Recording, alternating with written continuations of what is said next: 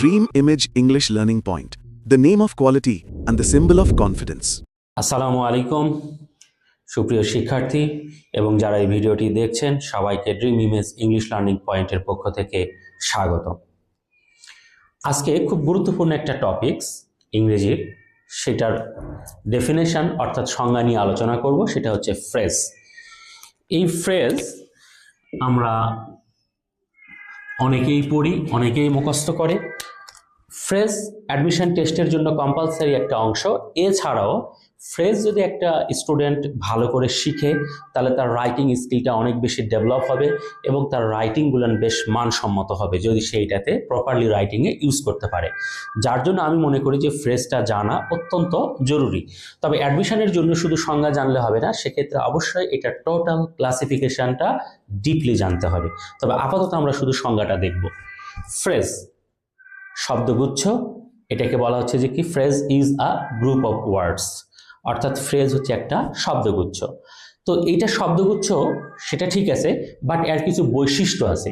সেই বৈশিষ্ট্যটা আমরা যদি জানি তাহলে সংজ্ঞাটা খুব ইজিলি আমরা এটাকে মনে রাখতে পারব। বৈশিষ্ট্যগুলো কি? আমি 1 নম্বর বৈশিষ্ট্য বলি যে ফ্রেজ অনেকগুলো শব্দ নিয়ে তৈরি। আমরা আগেই বলেছি যে এটি একটি গ্রুপ অফ ওয়ার্ড। তাহলে ফ্রেজ অনেকগুলো শব্দ দিয়ে তৈরি, কিন্তু এটি একটি মাত্র অর্থ বহন করে। 2 নম্বর বৈশিষ্ট্য হচ্ছে ফ্রেজ অনেকগুলো শব্দ দিয়ে তৈরি এবং এটি একটি পার্টস অফ স্পিচ হিসাবে বাক্যে ব্যবহার হয় বা একটি পার্টস অফ স্পিচের মতোই বাক্যে আচরণ করে।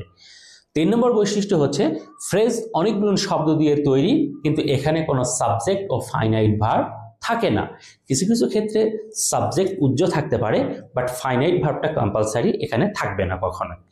এই হচ্ছে 3টা বৈশিষ্ট্য। এখন আমরা যদি এক্সাম্পলগুলো একটু বিশ্লেষণ করি তাহলে আমার মনে হয় খুব ভালো ক্লিয়ার হবে। সেটা হচ্ছে যেমন we should be careful about a snake in the grass. এখানে আমরা যদি দেখি a snake in the grass, এখানে 1 2 3 4 5 5টি ওয়ার্ড, বাট এর অর্থ একটাই। সেটা কি?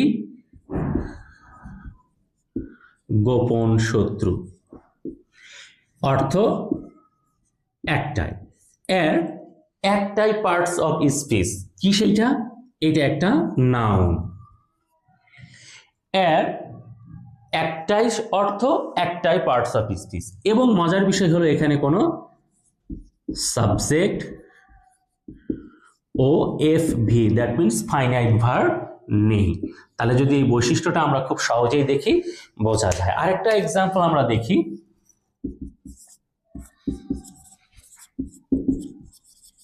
The sinners suffer in the long run. The sinners suffer in the long run. এখান থেকে আমি যদি দেখি in the long run, মনে হবে যে এটি একটি লম্বা দৌড়ের মধ্যে। এখানে কয়টি ওয়ার্ড? 1 2 3 4, 4টি ওয়ার্ড, বাট এই 4টি ওয়ার্ড কিন্তু এর অর্থ একটাই। সেটা কি? পরিণামে, পরিণামে বা সবশেষে বা ফলাফল। এটা একটাই পার্টস অফ স্পিচ। সেটা কি? অ্যাডভার্ব। কেননা এটা তার জীবনের একটা শেষ পরিণতি বা শেষ সময়ের কথা বোঝাচ্ছে, এই জন্য এটা একটা অ্যাডভার্ব। এবং এখানেও কি কোনো সাবজেক্ট ও এভি নেই। অনেকে এখানে রানকে ভার্ব মনে করতে পারে, কিন্তু আসলে এখানে কিন্তু রান ভার্ব না, এখানে রান নাউন হিসেবে ব্যবহার হয়েছে। তো সুতরাং আমরা এখানে দেখব যেখানে 4টি ওয়ার্ড, অর্থ একটাই, পার্টস অফ স্পিচ একটাই এবং কোনো সাবজেক্ট ও ফাইনাইট ভার্ব নেই। এই দুটো এক্সাম্পলকে যদি আমরা সুন্দর করে বুঝি তাহলে সংজ্ঞাটা আমরা খুব সহজেই বলতে পারবো। সেটা হচ্ছে কি?